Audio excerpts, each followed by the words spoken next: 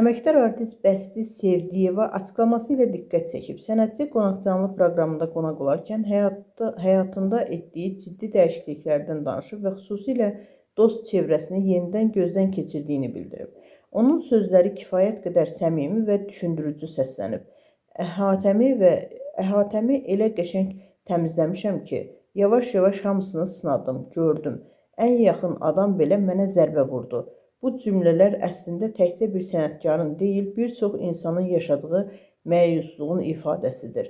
İllərlə güvəndiyin, sirrini bölüşdüyün insanların zamanla dəyişməsi və ya gözlənilməz addımlar atması insana daha seçici olmağa vadar edir.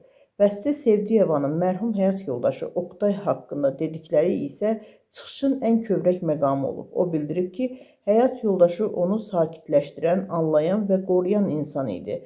Gözəl insan idi. O mənim atam, anam, qardaşım idi. Dost olmuşuq.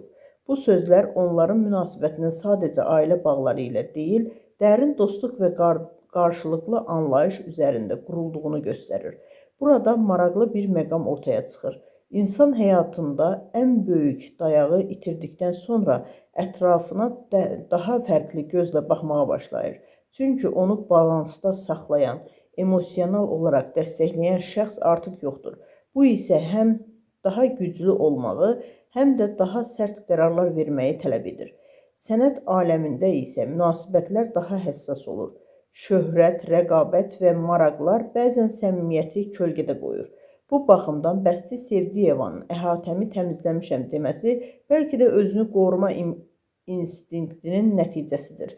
Müzakirə üçün açıq sual isə budur. İnsan həyatında hamını sınayıb sonra uzaqlaşdırmalıdır, yoxsa əvvəldən məsafə saxlamaq daha doğrudur. Bəzən zərbə almaq bizi möhkəmləndirir, bəzən isə içimizdə dərin iz buraxır. Görünür, sənətçi artıq ikinci variantı yaşamamaq üçün seçimini edib.